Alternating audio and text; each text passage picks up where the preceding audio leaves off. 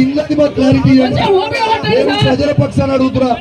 నేను ప్రజల పక్షాన్ని సబ్జెక్ట్ గా దాడి చేయడానికి వచ్చినా సమాధానం చెప్తారా? దాడి చేయడానికి వచ్చినా మీరు ప్రజలకి సమాధానం చెప్పండి.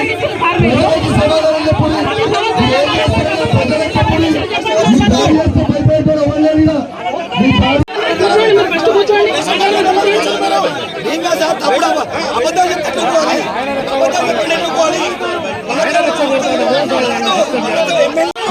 రైతు భరోసా మీద అయితే దయచేసి కూర్చోవలసిందిగా.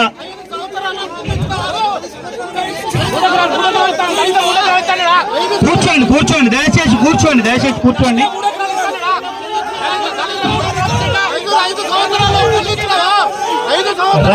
రైతు భరోసా మీద మాట్లాడే దయచేసి కూర్చోండి.